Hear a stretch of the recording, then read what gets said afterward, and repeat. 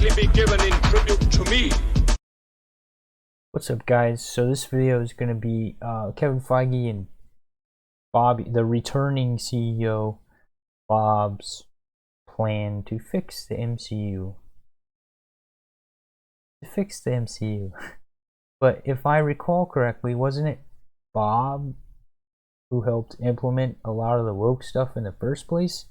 So wasn't he part of the problem?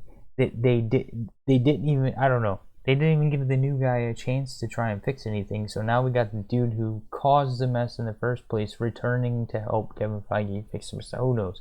But anyways, I don't have a lot of faith in their plan. But let's jump in and check it out and go from there. Here we go. What is going on, everybody? Welcome back to the Cosmic Wonder. I'm Warren Thompson, and a lot of people have had a lot to say about the way Marvel Studios has been going lately. Of course, I know a lot of people are still loving the MCU, but there have been a lot of complaints, and many people have stated that they wish the MCU would go back to how it was during phases 1 through 3. Well, it looks like that actually might be Disney and Marvel Studios' plan for the MCU going forward. Marvel Studios president Kevin Feige has recently spoken up about doing quality over quantity as far as the MCU is concerned, but today, Disney CEO Bob Iger spoke about the future of their content, as he called it, in franchises like Star Wars and Marvel. And if you've been enjoying Phase 4 of the MCU, that is awesome. There are many projects that I have enjoyed myself personally, and I'm really looking forward to seeing how everything is going to come together in Phase 5 and Phase 6. But if you haven't enjoyed it as much as the other phases, well, keep your hopes up, because the only thing I enjoyed was Doctor Strange in the Multiverse of Madness and Moon Knight. I really enjoyed Moon Knight. Moon Knight and Doctor Strange in the Multiverse of Madness, and maybe Shang-Chi was mediocre, but you know, the best, compared to everything else, the best you can ask for. Thor: Love and Thunder is kind of like on the same mediocre level. It was all right. It wasn't unwatchable. I don't like that the bar is so low that we have to be content with mediocre. And obviously Spider-Man No Way Home, but Marvel didn't make Spider-Man No Way Home, Sony did. Based off of what Bob Iger has said, things are about to get a lot better for the MCU. And if you are an MCU fan, be sure to subscribe to the channel and hit that notification bell so you don't miss out on any of the latest videos. So Bob Iger talked about a lot of important news today, but in order to kind of understand this, you have to know what Kevin Feige said a few weeks ago, because they both go hand in hand. And basically, in an interview, Kevin Feige was asked about the future of the MCU. When specifically talking about the Disney Plus shows, he said that we are going to see a change soon. Then the interviewer asked him if we are going to see a change in the frequency that Marvel Disney Plus shows are released, or if the Marvel shows are just going to be spaced out more from now on, which is kind of the same thing. Kevin Feige replied with, both, I think. Now, Kevin Feige said this in an interview with EW. He specifically said the pace at which we're putting out Disney Plus shows will change so they can each get a chance to shine. He also said that there is so much content out there, but we want Marvel Studios and the MCU projects to really stand out and stand above. So basically, he confirmed Marvel Studios is now going to be focusing on quality. And today, Bob Iger essentially said the same thing. He also talks about some newness, as he says, coming to the MCU and the new Avengers, which we'll get to in just a bit. So today, this was at the Morgan Stanley conference where Disney CEO Bob Iger spoke. And he started off by saying this, that Disney is closely examining all aspects of its content business across film and TV, as it plots the best path forward in a tricky media environment that includes a linear TV business in decline, a theatrical film business with an uncertain future, and a streaming business that is growing but requires a path to profitability. He then said that the company is going to be specifically looking at how much it's spending on content. And here's where he really speaks about what the plan is moving forward with their content. He says, I'm really pleased that the support that I'm getting from the content creators of the company is significant and real, and it comes in the form of reducing the expense per content, whether it's a TV series or a film, where costs have just skyrocketed in a huge way and not a supportable way in my opinion. They all agree to that. Understanding how much volume we need, reducing how much we make. So it's how much we spend on what we make and how much we make. I disagree. I think the dudes at the top are taking too much money. I think you guys make plenty to if you would stop paying the fat cats at the top and worrying about having the best profit margins, it's not like you're not turning a profit, right? So if you stop, giving the people at the top all their millions and millions and millions and millions of bonuses, and yourself, blah blah, and you'd actually pay the visual effects artists so they could make non-botched CGI and stop overworking them, then it'd be fine. But no. They gotta have. Our profits have to be better than the last year. In the next year, the profits have to be better than the previous year, and it always has to be exponentially increasing profits. And that's unsustainable. That's unsustainable. So they're making all these cuts saying, oh, we're trying to make things better. You're not going to make things better.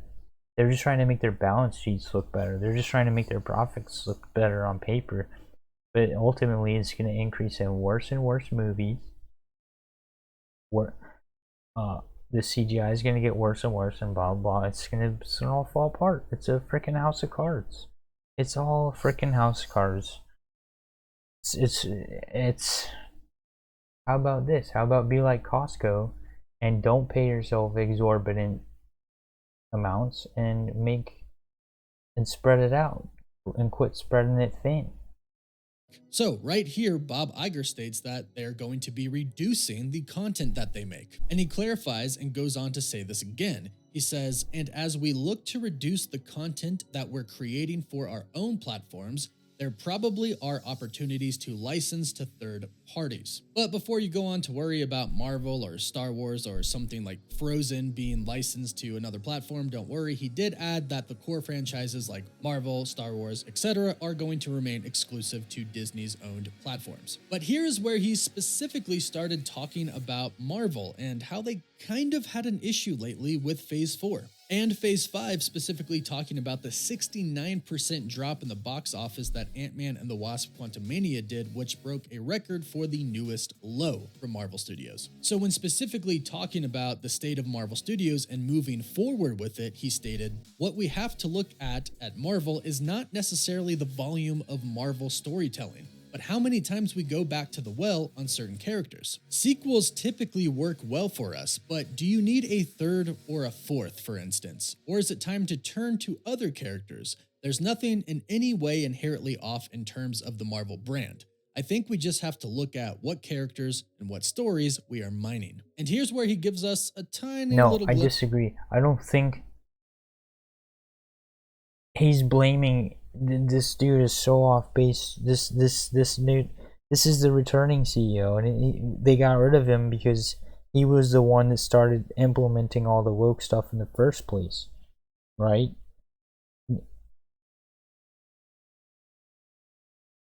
People forget that. Yes, he was also the CEO during the beginnings of the MCU. But you gotta remember, back then there wasn't this massive push for all this woke crap, right? The WEF and started to implement around like 2016, 17, 18, till now, which just progressively gotten worse and worse each year. But he was the guy who was part of that push, and then they outed him to try and like fix it, and before the new guy even had a chance to fix it, they brought they brought this guy back. So he was the reason why stuff started getting woke in the first place in Phase 4. And now they've brought him back to somehow fix it. He was part of the problem. It doesn't make any sense. And just like right here, him making excuses saying, well, the problem is that maybe we don't need trilogies. Maybe we don't need trilogies. What are you talking about? Maybe people are sick of the character by the third film and we should move on to other characters. What are you talking about, dude? What are you talking about? It makes no sense. People didn't not go see Ant-Man 3 because they don't like Ant-Man or they don't like Paul Rudd. We like Ant-Man. We like Ant-Man. We don't have a problem with Ant-Man. The problem is we know what to expect from a Disney Marvel film at this point. That's why we didn't have no interest in going to see it. We know what to expect from you guys. If we knew to expect good movies from you guys, it wouldn't matter whether it's Ant-Man, Black Panther, Spider-Man, blah blah blah. Well, Spider-Man, my point is like, that's another reason why his point doesn't make any sense. Right? His point doesn't make any sense because Spider-Man is a perfect example. This is a perfect example. People showed up to the movie theater to go see Spider-Man No Way Home. You know why? Because you've never given us a bad Spider-Man film. Ever. Ever. Spider-Man 1, 2, 3. Spider-Man 3, some people didn't like, but Spider-Man Homecoming, Spider-Man Far From Home, Spider-Man No Way Home, Amazing Spider-Man 1 and 2. Everyone always goes to see Spider-Man. So it's not about being sick of the character, it's just that we're sick of MCU stuff. So if you start putting out stuff of better, you know, it's like, okay, here, this is the timeline right here. This is a perfect representation of what I'm saying. People knew, first of all, people love Spider-Man. People love Spider-Man. They love Spider-Man. But people knew, and also we had the fact that all the Spider-Mans were going to be in one movie, so that's another factor. But let's discount that altogether. People knew that Spider-Man films historically have almost never let you down, with the exception of like Spider-Man 3 or Amazing Spider-Man 2. But compared to everything else, you can never go wrong with a Spider-Man film. Right? People showed up. People showed up to the movie theater in droves. High box office turnout, right? But what did we have before Ant-Man 3? What did we have before Ant-Man 3? We had, well, these are shows. These two are shows, so we can't count these. These three are shows, so we can't count those. But what did we have before Ant-Man 3? The two movies before Ant-Man 3. We had Poo Poo, Dog Crap, Black Panther Wakanda Forever. We had barely mediocre Thor Love and Thunder. And then so two movies, the past two movies were crap. So of course when you had these were the past two ones that people went out to go see, they're like, well, we don't trust you anymore. We're just gonna wait for the home release. Right? It makes sense that they would do that, especially when, in contrast, Doctor Strange and Multiverse of Madness was kind of a mediocre film compared to Spider-Man No Way Home. And Spider-Man No Way Home wasn't even made by Marvel Studios. It may have the Marvel Studios thing above the title, but it wasn't made by Marvel Studios. So people were like, oh, dramatic decrease in quality, super dramatic decrease in quality, and then even more dramatic decrease in quality. Okay, we're just going to wait for the home release for Ant-Man 3. That's what's going on. It's not a matter of like, oh, well, we've already had this many films of that character and we're just sick of that character. Wrong. No one's ever going to be sick of Spider-Man. No one's ever going to be sick of Thor. No one's ever going to be sick of Hulk. You're making crap. That's why they're not going to the movie theater, because they know they can consume it at home. And they have patience. Rather than giving you, that's what's going on. What I'm hearing from the CEO is absolute talking out his ass. Glimpse into the future of Marvel. He states, and if you look at the trajectory of Marvel over the next 5 years, you'll see a lot of newness. Now we're going to turn back to the Avengers franchise, newness, but with a whole set of different Avengers, as an example. So a lot of newness coming. Look at this. New. He's saying what we need is newness. That'll bring the money. That'll bring the money. That'll bring. Look, this is the perfect example of this. Nobody's gonna go to the movie theaters. There's only 2 characters on this entire montage of characters that anyone gives a shit about. And that is one supporting character who's not even supposed to be a significant character that people give a shit about, but that's how bad things have gotten, is that compared to everyone else on this picture, Vision. So we got Vision, right? We got Doctor Strange, and then, you know, we used to be able to say we gave a shit about Scarlet Witch, but they kind of butchered her. After Multiverse of Madness. I don't think anyone likes Scarlet Witch anymore. I don't. So I guess we can let's be fair. Doctor Strange, Vision, Scarlet Witch, which I'm not even going to count. So let's scratch. Never mind. Let's not count that. So we got 2, and then maybe Moon Knight, who's still relatively new. And everyone else on this cares. Nobody cares about the Eternals. Nobody cares about Jane Foster Thor. Nobody cares about Miss Marvel. Even though compared to She-Hulk show, her show is pretty decent. If you compare her show to She-Hulk's. Nobody cares about She-Hulk. Nobody cares about Lady Loki. Nobody cares about Kang. This whole picture is supposed to be an ensemble of getting butts and seats in the movie theater to spend money, but newness isn't gonna do that. I'm not excited from anyone's face on this.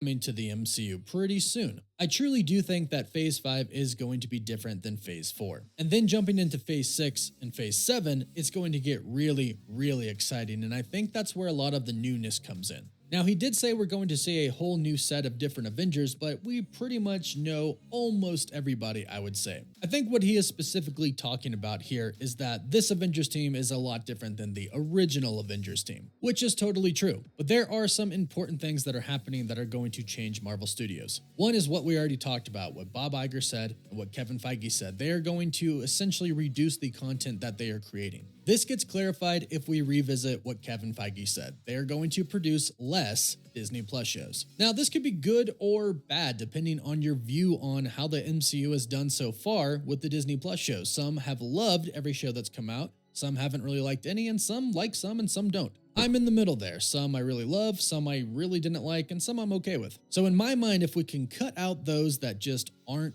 good and just keep producing the ones that are really good and make them even better as far as quality is concerned, the MCU is going to get a lot better. Plus, this gives the crew and the employees that work on each of these projects a lot more time to devote to one specific project, rather than having to rush to get something done because the next project is right around the corner, which Marvel Studios employees like visual FX engineers and such have actually said. They have spoken up about this already. So if you've been concerned about the quality, whether that is the CGI, because everybody talks about the CGI, or the storytelling, as I've talked about a little bit, all of that should be improving rather soon. Now, of course, this is probably going to lead to some delays. We've already talked about that in a few videos. If you've happened to miss those videos, just kind of expect some MCU delays to come for Phase 5 and Phase 6. We haven't heard anything about any shows or movies being canceled, but most likely it's just going to be stretched out, so each project will probably be delayed by a little bit. Of course, this sucks to hear, but again, it's coming from a great place of Marvel Studios trying to get better all around at producing great content. And the other part of the newness that Bob Iger is talking about is, of course, the X-Men and the Fantastic Four. He said within the next 5 years, well, within the next 5 years, we're going to be in Phase 7, which means the X-Men are coming. Marvel Studios has told us enough to where we know that Yay, they're really we get to wait saving 5 the years X-Men for and an the MCU X-Men for Phase 7 and after Secret Wars. And we know Phase 6 is going to be crazy with the Fantastic Four, Avengers, the Kang Dynasty, and be really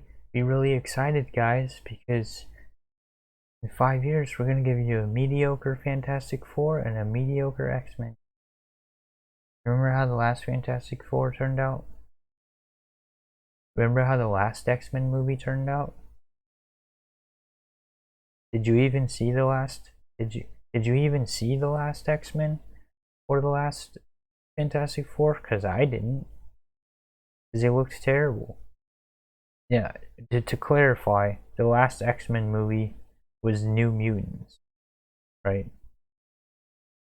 I didn't even bother watching it because it looked stupid. The title was stupid. The trailer looked stupid. Right? Did you see New Mutants? Right?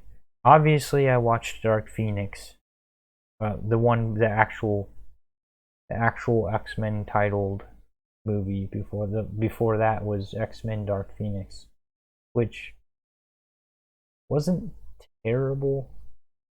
It did have a lot of woke stuff in it. I still enjoyed it. It's better than New Mutants, but it wasn't as good as Apocalypse. And the last Fantastic Four movie, heck no, I didn't watch that. I tried to watch it. I'm gonna be honest, I tried to watch it, but the first like 30 minutes of the movie doesn't. It's like it gives off that vibe like, am I even watching the right movie? Is this the right movie? Because this doesn't seem like Fantastic Four, right? And then the fact that they had to race swap Johnny Storm, which is a complete slap in the face, in my opinion. Race swapping Johnny Storm is a straight up slap in the face. Absolute slap in the face. Avengers Secret Wars. So if you're a little frustrated with Marvel, just hang on tight because I think it's about to get insane again. And if you've been loving it this entire time, then great news, you're gonna love it even more. But hey, let me know all of your thoughts and your feelings in the comments down below. Have you liked it so far? Have you not? Are you... If you've been a sycophant this far, you're gonna continue loving being a sycophant. If you've been a sycophant this far, you're gonna be even more of an excited sycophant in the future. I appreciate you guys for watching this video. Please like, subscribe, and all that, and it helps the channel. I 100% appreciate it. Follow all the platforms that you're not on. If you're on YouTube, follow BitChute. If you're on BitChute, follow YouTube. You can go over and follow my Twitch right there. 96% of you watching this video are not yet subscribed to the channel, so if you could become part of the bottom bar, and that would be awesome. That would be awesome. And there's gonna be another video. If you enjoyed hearing me rant and talk about stuff, there's a lot. There's a backlog. You can find more. It'll be best suggested for you. But I'll catch you in the next video, and peace out, guys.